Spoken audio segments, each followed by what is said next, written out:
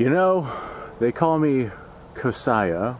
It's like Josiah, but with a K. Yeah, they call me Kosiah. Kosiah Daddy. Hello there, people of the internet. I have out here my Sporterized Kar98. I figured I'd go ahead and show this thing off just because I think at this point it's become such a Frankenstein rifle. It's actually kind of cool.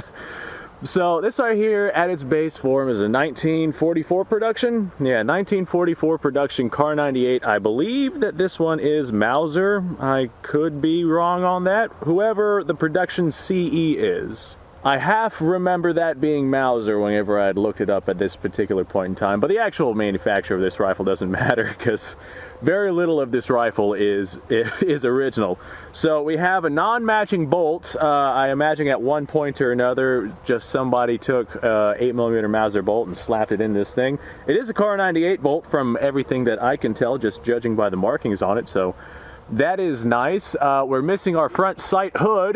This time period would have a front sight hood over our front sight, but that is gone. Our stock, from what I can tell, this is not the original stock. This right here is just a Sporterized stock that was probably thrown onto just a barreled and receiver action that was, hell, probably picked up at Sears 80 years ago, 70 years ago, 60 years ago, who knows. But I had this Sporterized Kar98. I've showed it on this channel several times, but I recently refurbished a early war production Kar98, and I wanted to get parts for that Kar98 that were actual Kar98 parts. And I couldn't source everything that I actually needed, so I actually took my Sporterized Kar98 here and used a lot of its original Kar98 parts on that Kar98 to go ahead and make that Kar98 as much of a real Kar98 as possible. This Sporterized Kar98, I don't really care whether or not it's a Frankenstein rifle or not, and by God, by now it's absolutely a Frankenstein rifle. So let me walk you through some of the things that I did. First off, our ejector, or not our ejector, well, I guess technically yes, our ejector as well, our bolt stop slash bolt catch slash ejector, you know, whatever it is that you want to call this.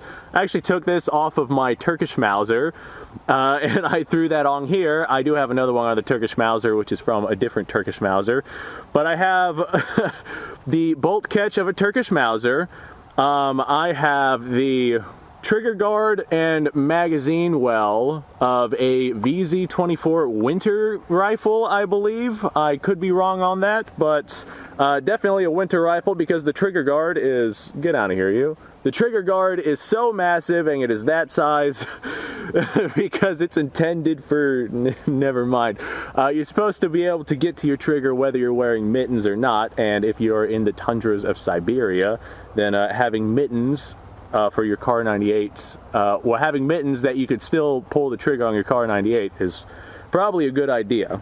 On the inside of this rifle, the things you cannot see, the magazine spring is from, what is that one from? I think the magazine spring is from an Arisaka, if memory serves me correctly.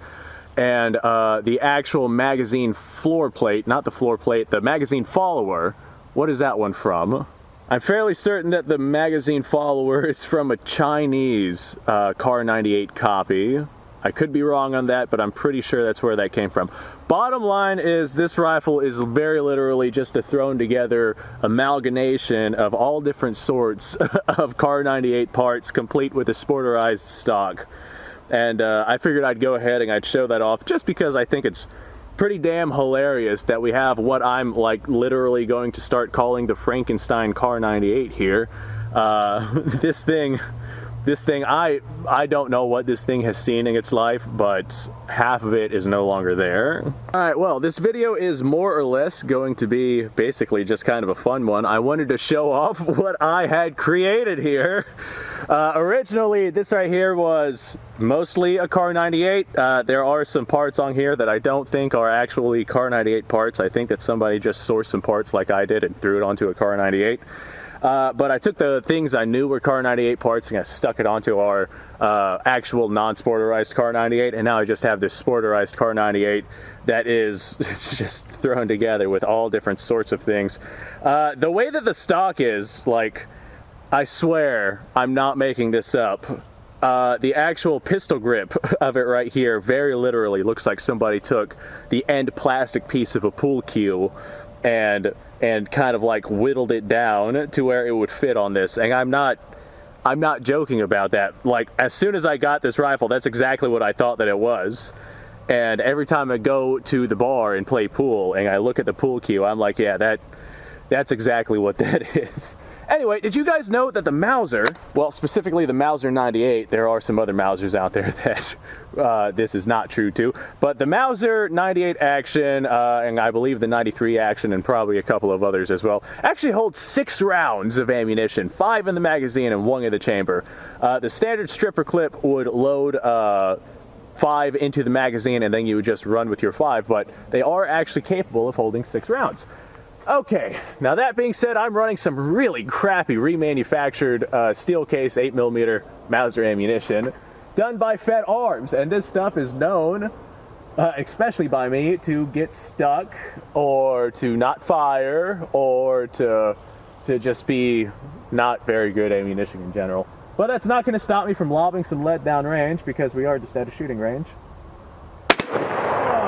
And we did hit our target. All right, and we extracted. There's 1 round.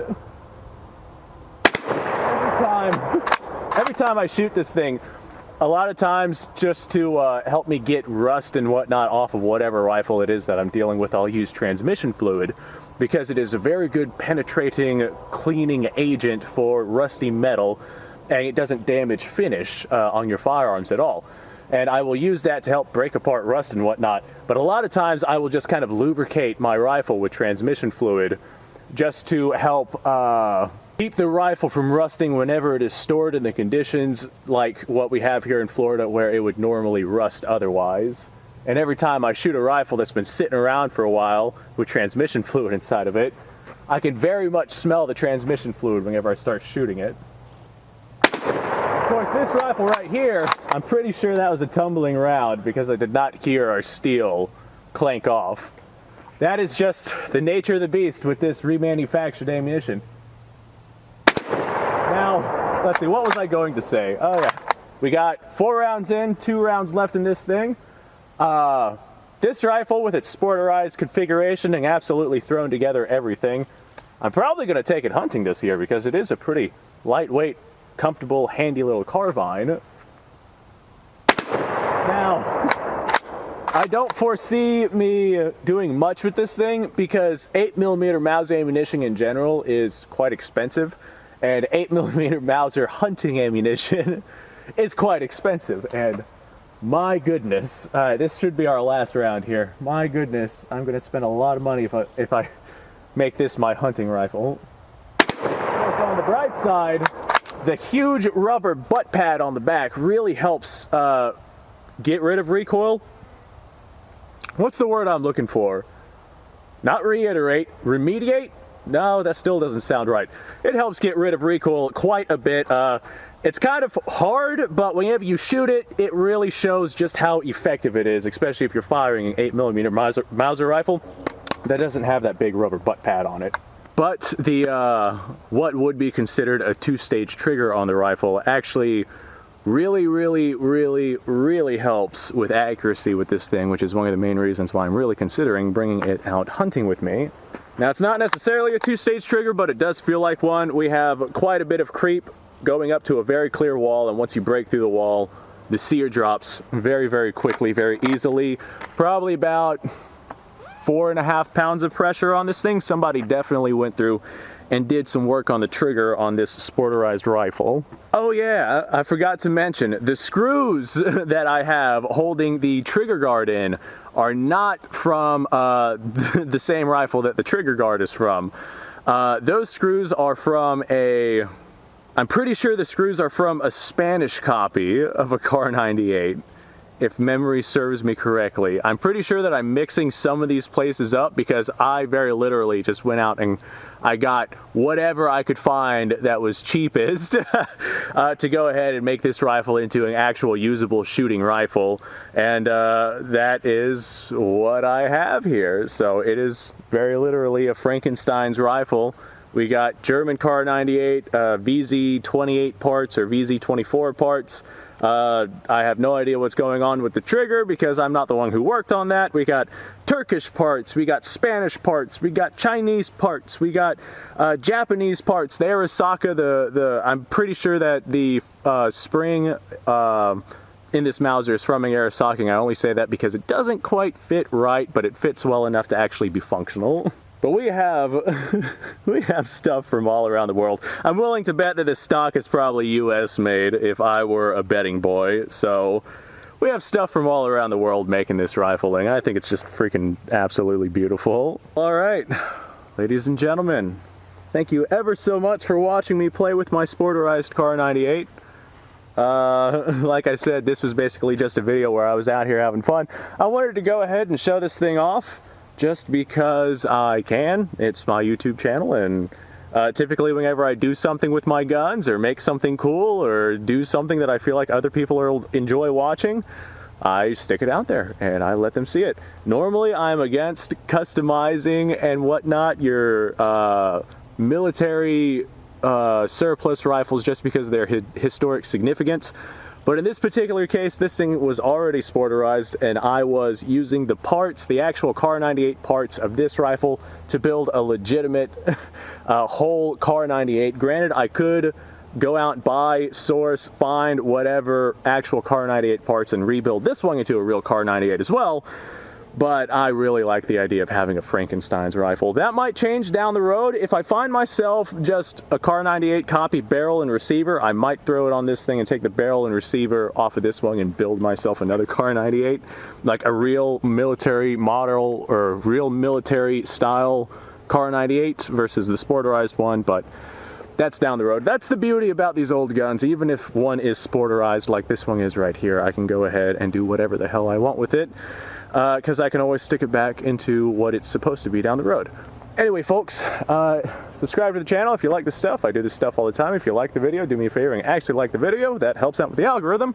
What else? Description down below has a link to all sorts of stuff, including an email sign-up list. Go ahead and go check that out. I have all sorts of goodies there, just behind the scenes and predictions, my opinions, etc., etc. That being said, you guys go off a fantastic day.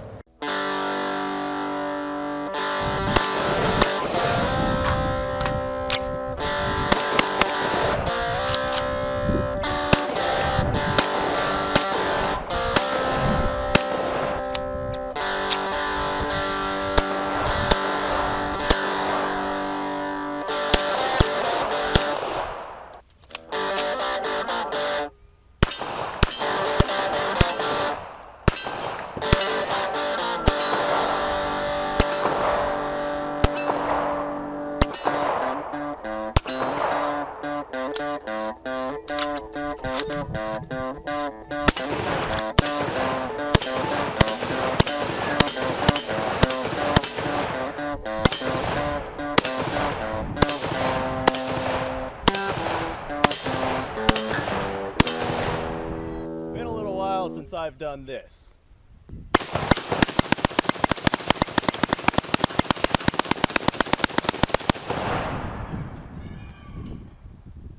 Bonnie and Clyde be damned. The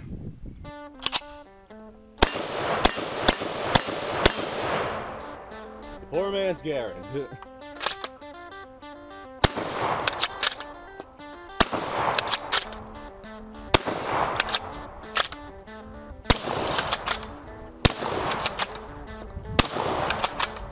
Shame that bolt-action shotguns aren't more mainstream.